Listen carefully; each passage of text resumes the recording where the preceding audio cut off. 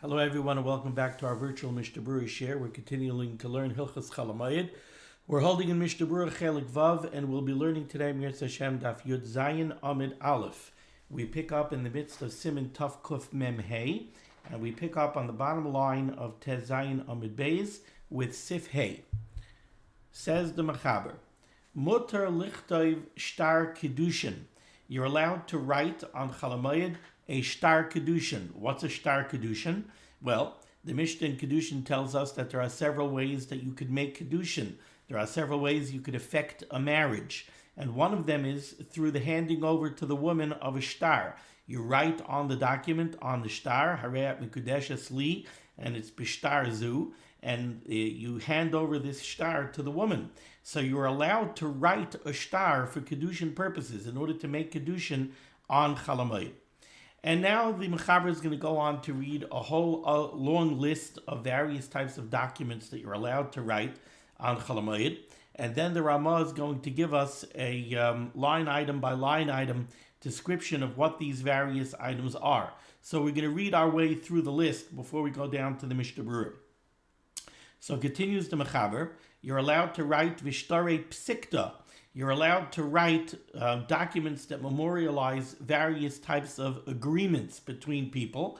And the example that the Mishnah Berurah is going to give us is similar to the shtar that we use nowadays by a chasana, the shtar of a tanoim. What does the tanoim do? The tanoim memorialize the conditions that were made between the parents of the chassan, the parents of the kala, whether or not they agreed to give certain gifts or what have you. But that's an example of shtare psikta. It's a shtar that memorializes an agreement. Continues the Mechaber, Gittin v'shovarim. You're allowed to write a get. You're allowed to write a divorce document. V'shovarim, or various types of receipts. Daitiki. You could write a daitiki. We're going to see in the Ramah what a daitiki is, so I'm not going to explain it right now. Matanos. You could write a document that memorializes a gift. Pruzbalin. You could write a pruzbal. I might as well mention now, we know that a pruzbal, the halacha is that when the year of Shemitah comes, any outstanding loans are canceled by the writing of a pruzbal, by the writing of a document of a pruzbal, and it being handed over, given to Bezdin, etc. It takes away the power of, well, it doesn't take away the power of Shemitah, but it allows the debt to remain in place and remain collectible even past the arrival of Shemitah. Continues the Mechaber, Igare Shum. You're allowed to write a document that memorializes the evaluation of various properties for different reasons, and we'll explain that in greater detail soon. V'igares mazain, and again, we'll explain that now in the Ramah. Says the Ramah, Pirush Shtare Psikta. What is the meaning of Shtare Psikta that was mentioned by the Mechaber? I told you it's a shtar, it's a document that memorializes an agreement. So the Ramah gives us an example here. Sha'adam Paisik, a person agrees and establishes his will, Laseis Livnoi Levitai, that he will gift to his son or to his daughter, Kach v'kach, a certain amount of money. And like the Mishnah Berurah will say, this is like the Tanoim. When you're going to the chasana, so the father writes down that he's going to give his daughter X amount of money going into the marriage. Upirish daitiki, what's a daitiki? Shtar tzava, that's a will. And the word daitiki is a mnemonic, and it stands for da tehei lemekam v'lihiyos. Da, this, tehei lemekam, should be established, v'lihiyos, and this is what should be. So a daitiki is something that somebody, the Mishnah Berurah says, it's a matana shchiv mera, somebody who Nebuch is laying on his deathbed, and he wants to write down his instructions, so that's called a daitiki. Upirish pruzbal, what's a pruzbal? So the word pruzbal is also a mnemonic. It says the Ramah, it stands for proiz, bule, uvute. These words mean proiz is a takana. It's something which benefits the people that it was written for. Proiz, it's a takana or a benefit for bule, for wealthy people, ubute, and indigent people. What does this mean? Kalaimar, the Ramah explains, the document of a pruzbal is takanas hamalveh. It's a takana which is for the benefit of the malveh, for the benefit of the lender. shelo ya'abed mamonoi, so that he should not lose his money with the arrival of Shemitah. If he lent money and that debt is still outstanding, and now we come to the Shemitah year, so midaraisa Shemitah is going to wipe out the loan, and then the lender is going to lose his money. So the creation of the permissible is a benefit for the malveh. It protects his loan. He could still collect his loan after Shemitah. So that's prois bule. It's a takana for the wealthy, for the lender. And it's also, continues the Ramah, v'takana loloive. It's also a benefit for the borrower, sheyimtza mi sheyalvenu. It's a benefit for borrowers, because if all the lenders know that with the arrival of Shemitah, loans are going to be wiped out, so for sure, when it comes to the time when it's close to the Shemitah year, let's say it's year 6, so now we're very close to the Shemitah year, lenders aren't going to want to lend money. They're going to say, if I lend my money now and it's still outstanding when the Shemitah year arrives, my loan is going to be wiped out. I'm not going to be able to collect my money.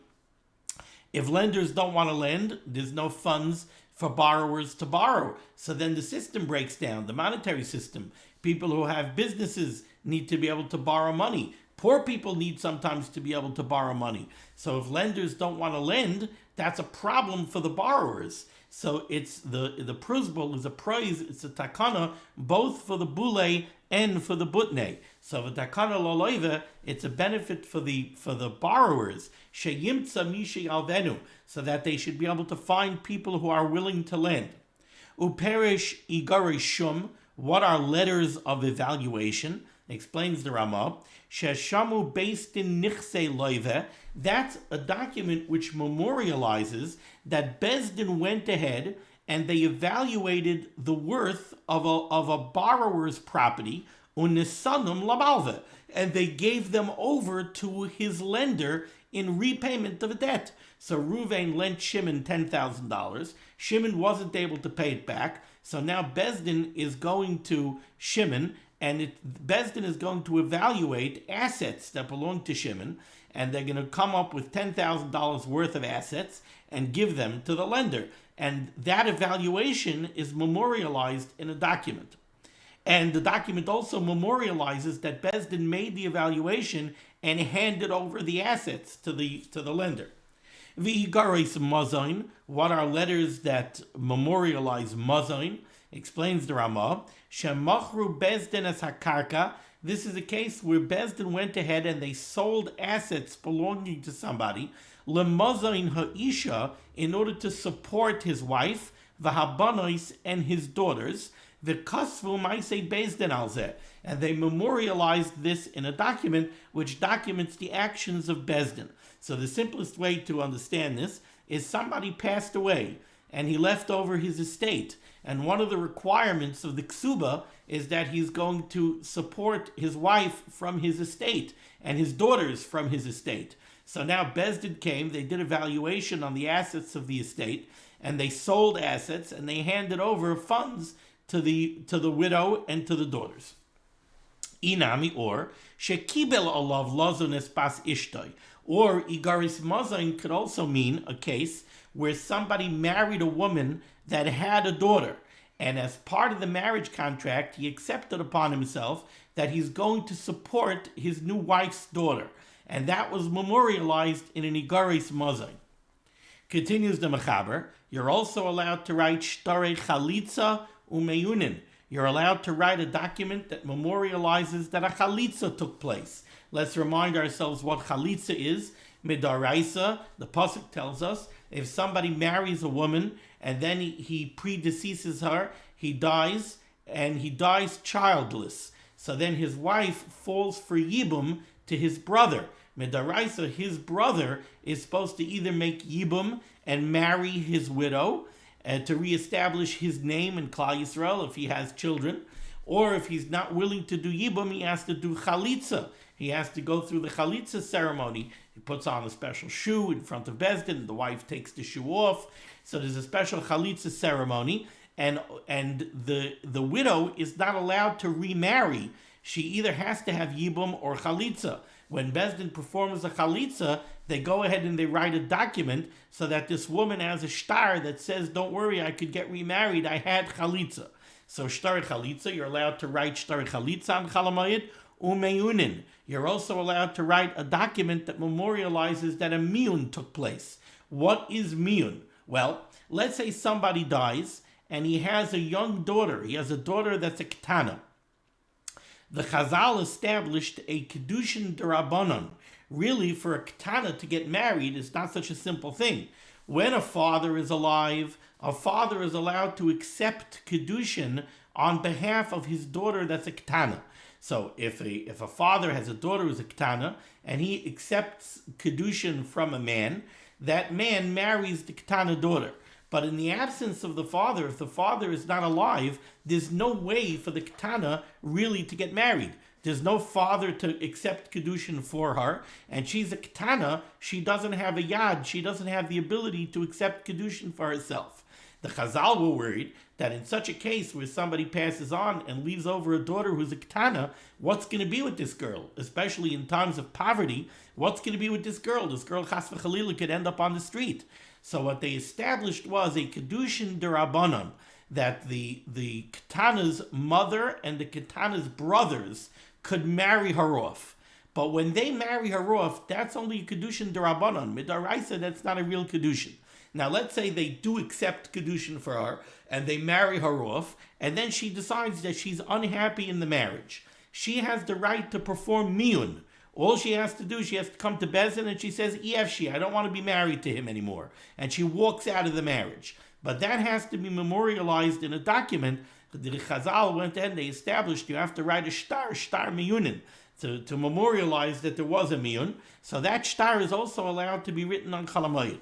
Continues the Mechaber, Vishtare Berurin. You're also allowed to write a document that memorializes Berurin. What's that? We know that sometimes if people come to a conflict, and now there has to be a din Torah, you have to select a panel of judges. One of the ways to select a bezdin is what's called zabla, which is a mnemonic that stands for Ze Borer Loi Echad. This one chooses one for himself. Veze Borer Loi Echad, and the other one chooses one for himself. What that means is you have the two disputants.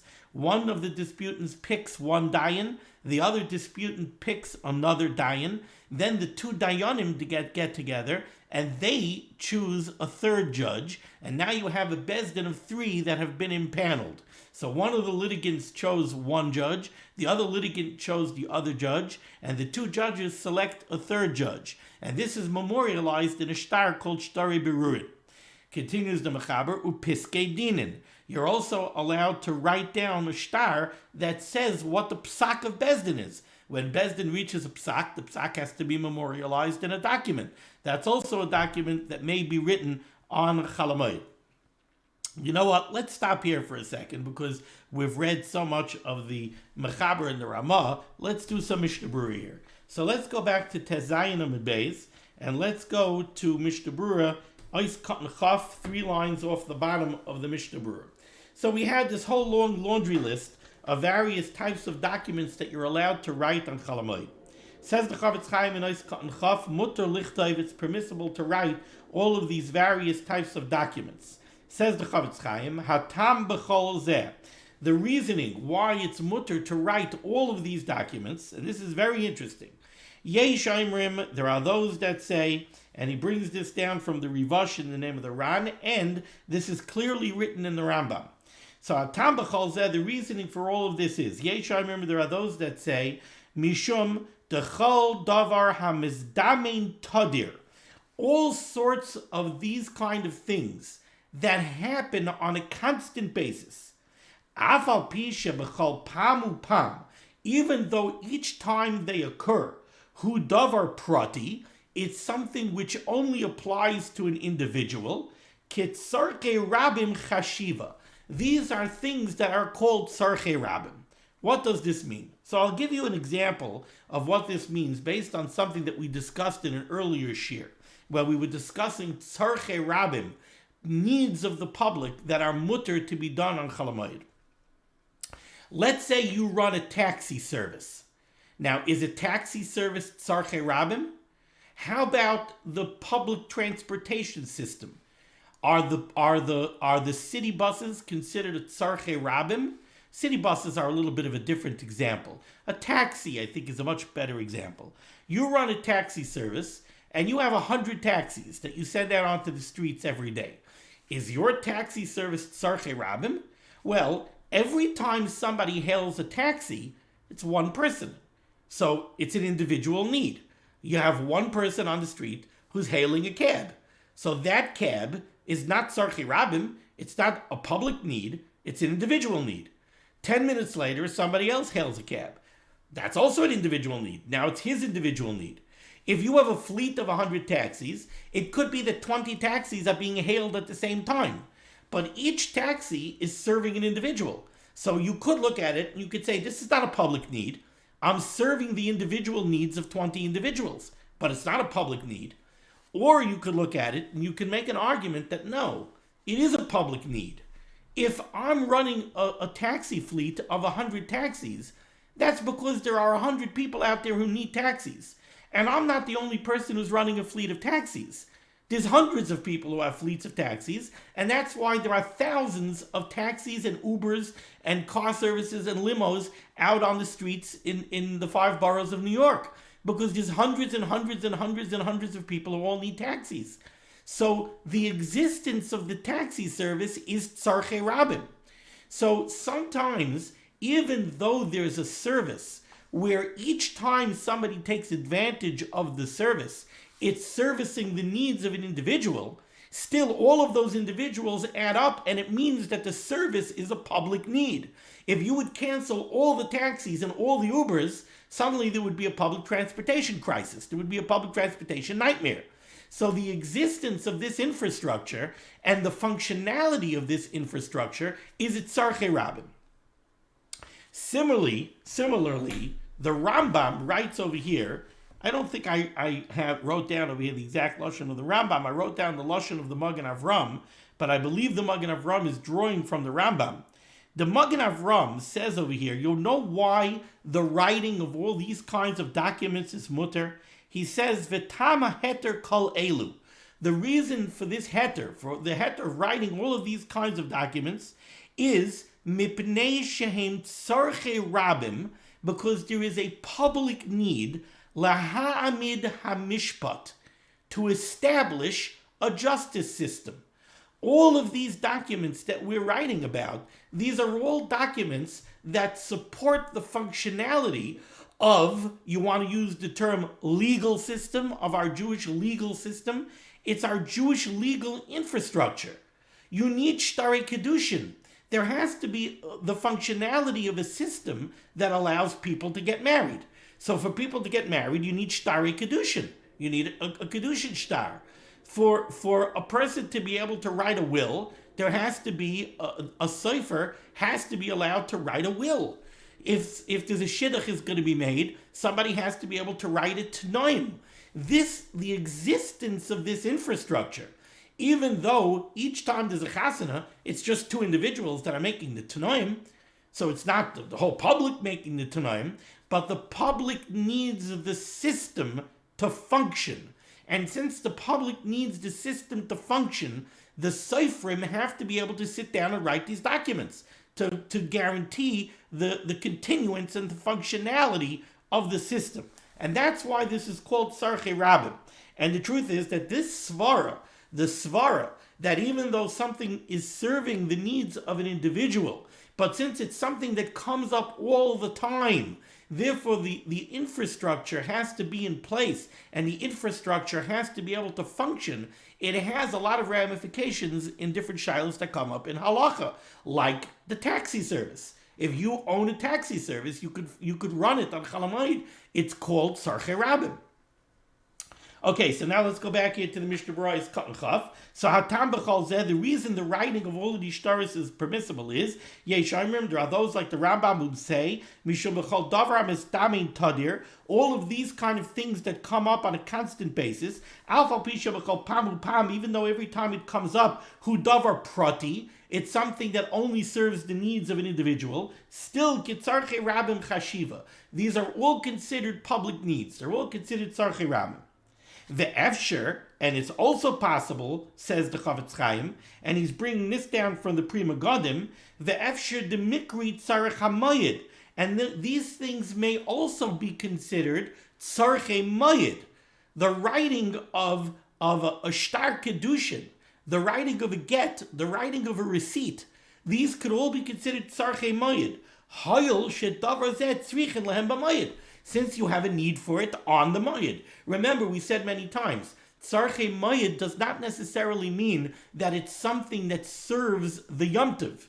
For something to be Tzarech HaMoed on Sukkos doesn't mean that it has to be a lulav. It doesn't mean that it has to be something you're doing for the sukkah. It doesn't mean it has to be something that you're doing to prepare your Yom Tov meal. If you have a bona fide need, which is a need on the Yom Tov, so that's called Tzarech Moed. It's something that I need now. So it's Tzarech Moed. It's a tzarech on the Moed. So the Chavetz Chaim is saying here, you want to know why these things are mutter? These things are mutter for two reasons. One is they're considered Tzarech Rabim, and the other one is they're considered Tzarech Moed. Now we need, or we at least may need, both of those heterim. Why? Because let's remind ourselves. Something which is considered Tzarech Rabim, you're allowed to do a Maaseh Hedyot. If something is a Tzarech Rabim, even if it's not a Tzarech HaMoed, sometimes you have Tzarech Rabim, fixing the roads, we said earlier, is considered Tzarech Rabim. It might not be a Tzarech HaMoed. Maybe you even have a road that's closed. You have a road that's closed, and you're doing a construction project on a road that's closed. It's not Tzarech HaMoed. No one's going to drive on that road on the Moed. But it's Tzarech Rabim, because we said something that the Rabim needs, you're allowed to do on Chol HaMoed, even if it's not a Tzarech HaMoed. The only thing is, then you're restricted to Maaseh Hedyot. Then you're only allowed to do things that don't require the work of a craftsman, the work of an artisan. It's something that a common man could do, even an amateur can do. So something that's Tzarech Rabim but is not Tzarech HaMoed, then you're limited to Maaseh Hedyot. But if it's Tzarech Rabim and it's also Tzarech HaMoed, then you're even allowed to do a Maaseh Uman. Now, certain writing is considered Maaseh Uman. Writing a get, for example, Maaseh Uman. It takes a cipher to write a get. Simple writing, Ksav Meshita, simple writing, that's maybe considered Maaseh Hedyot. Some Shitas say that even ordinary writing is considered Maaseh Uman. So if something has the status of Tzarech Rabim and Tzarech HaMoed, then you could even do a Maaseh Uman. Okay, so that's one reason, says the Chavetz Chaim, why these things are mutter. Now the Chavetz Chaim throws out another reason. The Yeshar, remember, there are those that say, you want to know why the writing of all these documents is permissible on Chol HaMoed? Mishum dehevet davar ha'aved, because they're all considered a davar ha'aved. Why? Pen yomusu ha'edim, let's say shtar kedushin. Somebody is well, shtar kedushin, I don't want to use that example. Let's use a different example. A get. Well, a get also is not a good example because you can't do a get without a shtar. Okay. Igaroi shum. You wrote an evaluation where Beis Din evaluated assets. There are edim. So you want to say, well, it's not such a davar of it if we don't memorialize this in a document. There are witnesses, there are edim. But what if the edim die? If the edim die, now we don't have edim on the thing anymore. Now it's too late to write a document. Maybe it's already going to be disputed. And how could we write a document? Who's going to testify to the truth of what's on the document?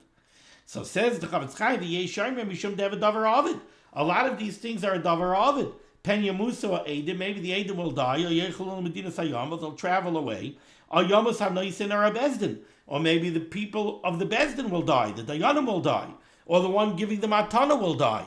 So now it can't be memorialized anymore. Okay, one of the documents mentioned by the Mechaber was Shtare Psikta, which I said are documents that memorialize an agreement.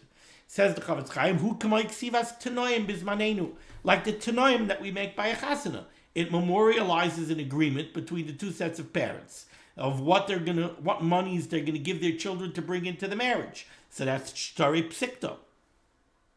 If you don't write the Shtare Psikta now, when the agreement was made and the Eidim are here and the Eidim could sign the document, it's a davar avod. If you don't write it and then the Eidim pass away or the Eidim leave, so now you don't have the Eidim, you can no longer construct the document.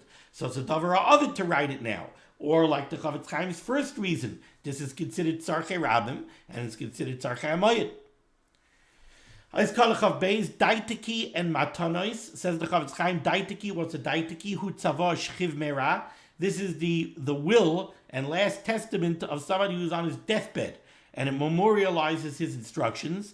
Matanois, and when the Mechaber says Matanois, which literally means gifts, Hu Matnois Bari. That's the matana that a healthy person is giving. A healthy person wants to grant a gift to somebody, who wants to memorialize it in a document. Aiskan Chav Gimel, a prosbol, is a benefit, we said. We said proiz bule, it's a benefit for the wealthy, for the lender. Shaloya abid mamayna, he shouldn't lose his money al yedei shmita. But when the shmita is going to come and nullify his loan, he won't be able to collect.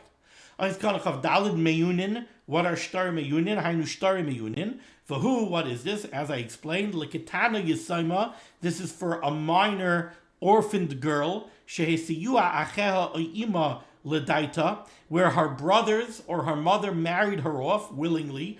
It was Ledaita, she went into the marriage willingly. V'yoitzeis mimenu b'miyun ba'alma, but now she could leave that marriage by simply refusing the marriage, which means she says EFC, she walks out of the marriage, I don't want to be married to him anymore. She says, I don't want to be married to him anymore. But they would memorialize this in a document called a shtar miyun. Berurin, what are shtar berurin? Where you write down in the shtar, this litigant chose this individual to be a judge, and the other litigant chose a different dayan. Or you could translate shtar berurin, meaning shtar ta'anasa, the document that memorializes the different claims and counterclaims of the litigants. Says the Chavetz Chaim weiter, Misha barach b'mamen acherim. If somebody owed somebody else money and he ran off without paying, mutter lichtov alav gzeros hadayanim v'harsha. You're allowed to write down and memorialize in a document on Chol HaMoed the decree of the dayanim and their permission. Harsha means permission. What this means is, Ruvain owes Shimon money, and Ruvain ran off without paying. Now Shimon comes to Bezdin and says, look, Ruvain owes me $10,000, and he absconded, he's gone. So Bezdin will write down their instructions and their decree, and they will grant permission to Shimon to seize assets of Ruvain's. And this will be memorialized in a document, and the Chavetz Chaim says, you're allowed to write this on Chol HaMoed. However, if we know for certain that the one who absconded is going to come back, then don't write it on Chol HaMoed. There's no reason to write it down on Chol HaMoed. Wait till he comes back and deal with the dispute then. You're allowed to write down the psak of Bezdin, Masha Poiskin Adayonin. The decision of the judges could be memorialized in a document.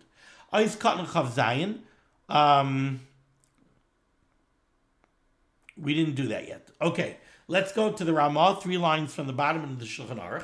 Haggah says to Ramah, Umuter lichtov ksuba b'mayid. You're allowed to write a ksuba. We all know what a ksuba is, a marriage document. Not the same document that we spoke about at the beginning of the Sif, Shtarei Kedushin. The Shtarei Kedushin, that's the shtar, the document that you use to actually marry the woman.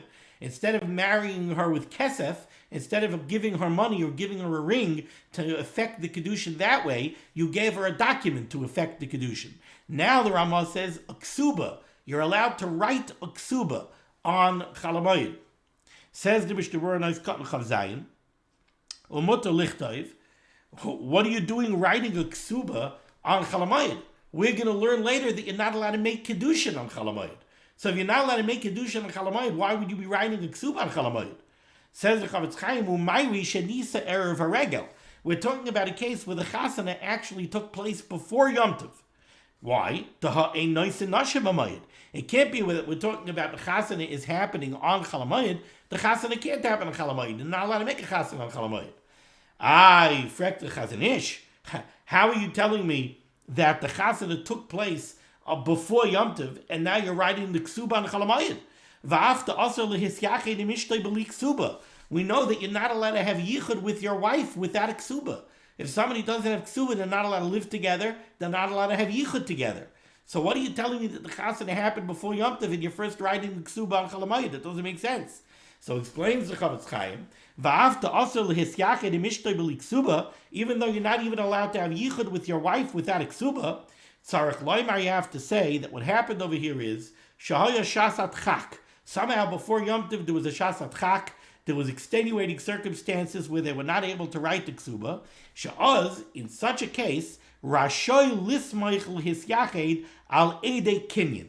The halacha brought down in Even Ezer is that if something happened, there was a shasat chak where you were not able to write the ksuba, then what you could do is you could make a kinyan sudar.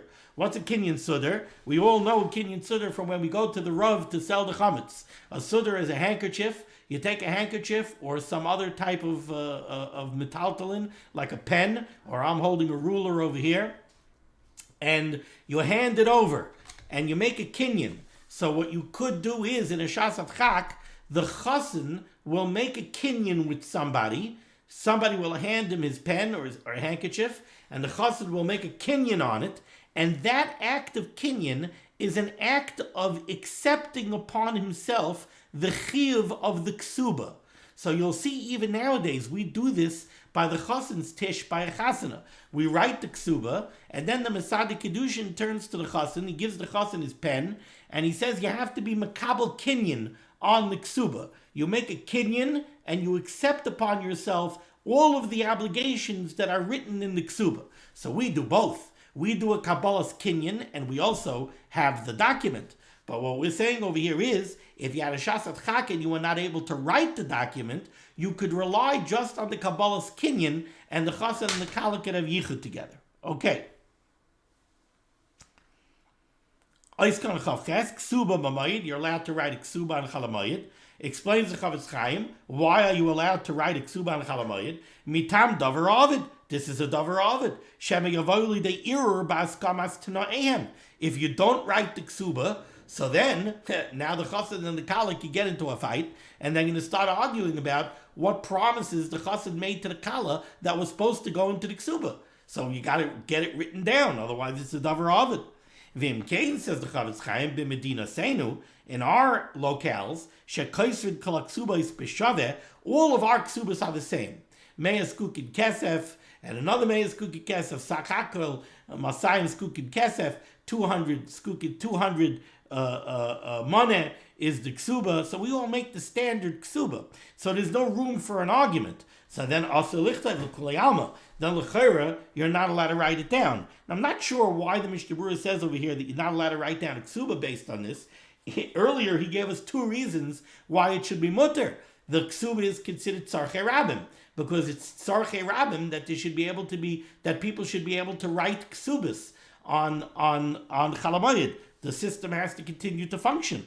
So I thought, we said earlier, I assumed that when the Mishnah Berurah gave the two reasons to be matter writing all of these documents, he was covering all of the documents that were in this sif. Maybe not. Maybe they want to say that this svara, that is considered tzarchei rabim, doesn't apply to ksuba for some reason. Because clearly over here, the Mishnah Berurah is saying that the only reason why it's mutter to write the ksuba is because it's a davar avid. And therefore, if it's not a davar avid, you're not allowed to write it.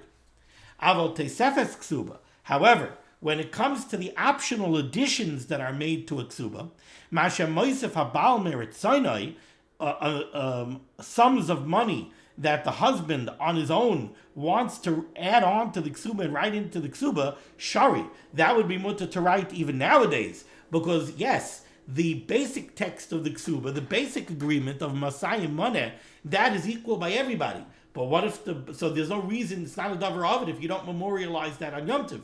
We all know what's going to be in there. But the Tosefes Ksuba, the optional parts, if the husband wants to add, then if he doesn't write it down into the Ksuba on Chol HaMoed, that would be a davar avid. If you use this Ksav Mishita, our simple writing, which is a Maisa Hedyet, so then you could be makel for a Ksuba even nowadays. Okay, let's go back to the Shulchan Aruch, to the Ramah, 3 lines from the bottom. So first, the Ramah said you're allowed to write a ksuba on Chol HaMoed.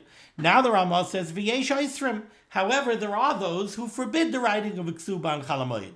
Says the Mishnah Berurah, Kaf V'yesh Oisrim. Taimam, the reason for those who prohibit the writing of a ksuba is to have a kishtar choiv. they consider the ksuba to be a regular shtar chayv, a regular document that memorializes a loan. And we're going to see Mir Hashem in tomorrow's share that the Mechaber says you're not allowed to write loan documents on Chol HaMoed. Okay, 2 lines from the bottom in the Shulchan Aruch, right by the Ois Cotton of limud. Let's continue the Mechaber.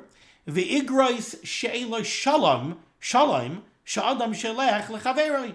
You're even allowed to write a letter, just a regular letter that you're sending to your friend. You want to send your friend a letter, a postcard, you're allowed to write that on Chol HaMoed. Why is that? Says the Mishnah Berurah Cotton limud. Ve'igrois she'ela shalom. Atam, the reason is because when you write a simple letter to your friend, you're not sitting there being very careful with your penmanship. And therefore that's a simple Maaseh Hedyot. So what? It's still a Malacha Gemura, even if it's a Maaseh Hedyot. Why are you allowed to do it on Chol HaMoed? Explains the Chavetz Chaim. Umikri tzarech hamayid ktsas. This is considered a tzarech hamayid, at least in a small way. This that you're sending your friend a nice letter and you want to do it now on Chol HaMoed, that's considered tzarech hamayid. Because if it wasn't considered tzarech hamayid, then asar af Maaseh Hedyot. Then even if it's a Maaseh Hedyot, so what? It's a Malacha Gemura, you're not allowed to do it on Chol HaMoed. Kedila el b'siman tavkuf mem aleph siv katan aleph. And I saw brought down, some say that this is considered a tzarech hamayid because by writing your friend a letter, you're misameach yourself. You feel good. I finally had time to sit down and write Yankel a letter. And if Yankel gets the letter on Chol HaMoed, it's also misameach him. So you're being misameach people on Yom Tov. This is a tzarech hamayid. Continues the Shulchan Aruch, 2 lines from the bottom. Va'afilu al dvar pragmatia she'ein avuda. You could even write a letter to somebody, and you could write to him about business. You could write him a letter and say, you know what, I was thinking, remember that deal we were talking about? Maybe we should adjust the deal like that. Maybe we should adjust the deal like that. Even if the business that you're talking about is not a davar ovid, you're still allowed to do this. Very, very interesting. Says the Mishnah Berurah Cotton limud aleph she'ein avuda v'cholshkenim yuchal lahagia lehefsid. Certainly, if it is a davar ovid, because you could take a financial loss kishal yichtayv if you don't write this letter now. Maybe you want to write the letter now because you want your friend to know that you're reconsidering the terms of a deal, so he shouldn't go find a different person to do a deal with. So if I don't write the letter now, it's a davar ovid. Then certainly the mavadei mutter. Then it's certainly mutter to write a business letter. This is mutter even without a shinoi, meaning even a Maaseh uman. But you certainly should not plan to do this on Chol HaMoed, because like we said many times, even when malacha is mutter on Chol HaMoed, also lechavin malachta l'moed. You don't plan your malacha to be done on Chol HaMoed. Continues the Ramah on the bottom line, right by the Ois Cotton limud beis for the Mishnah Berurah. V'yesh oisrin b'she'ela shalom. However, there are those who prohibit writing a simple friendly letter on Chol HaMoed. Says the Mishnah Berurah, Ois Cotton limud beis. V'yesh oisrin. There are those that forbid writing letters. Time of the Chol Ksiva Maaseh Uman, because they hold that any writing is a Maaseh Uman. So a Maaseh Uman, even if it's tzarech hamayid. If it's a tzarech hamayid for an individual, a Maaseh Uman is never mutter. So if it's a Maaseh Hedyot, so okay, so it's a tzarech hamayid ktsas. You can be mater it. But if ordinary writing is a Maaseh Uman, you can't be mater malacha that's a Maaseh Uman for tzarech hamayid for an individual. Certainly they would answer a business letter. Continues the Ramah, last word on the page. V'nagu lahachmir, and the Mishnah Berurah says you have to put in the word l'shanois. V'nagu lahachmir l'shanois, and our minig is to rule stringently and to require you to do the writing with a shinoi. Afilu b'ksiva shalanu shehiksiva mishita, even if you're using our ordinary type of writing, still the Ramah says the minig is to be stringent, and for you're writing a letter, you should make a shinoi, you should make it a Maaseh Hedyot. Says the Mishnah Berurah is cotton limud daled v'nagul lahachmer l'shanais afilu kein tzarich loymar, to put in the word l'shanais v'hashinuihu. How do you make a shinoi? What does it mean to make a shinoi when you're writing? What kind of shinoi do you make? Explains the Chavetz Chaim, you write all of the lines of the letter on an angle. You don't write straight. V'af the mavur b'siv zayin, even though we're going to explain in siv zayin, the chala also lichtayv, anything that you're not allowed to write, also afilu b'shinoi, you're not even allowed to write it with a shinoi. Im loisha oisiyos chatuchais ishvurais b'em seisan, unless you mamish break the letters, that the letters are not whole letters.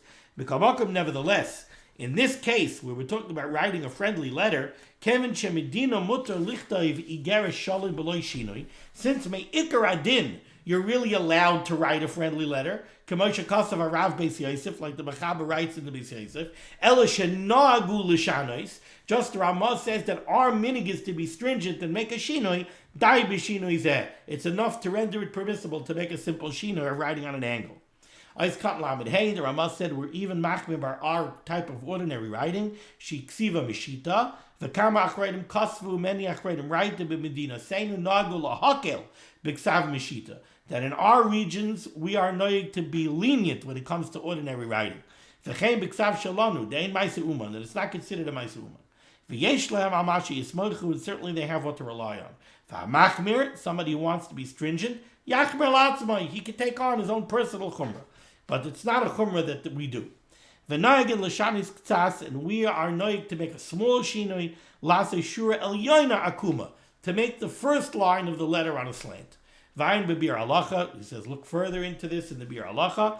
V'dan, you should know that b'prakmatya avuda, if you're writing a business letter, which is a davar ovid, l'kulayal l'yacha lichtay v'afilu b'ksav shu ma'ase uman, then you could write even using a ma'ase uman, v'ein sarach l'shanis klal, and you don't need to make any shinoi at all. Okay, we're going to stop over here with Sivav.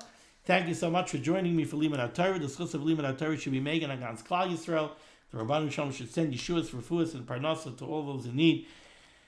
We should be zeichet to see the Bias Gal Tzedek B'Meher V'Yameinu and an end to all tsar, and we should all be able to put smiles back on our faces, and the anxiety and the worry and the fear should be taken away. The Rabbanu Shalom should take us Me'afela La'ira. The Rabbanu Shalom should have Rachmanis. The Rabbanu Shalom is a Rachman.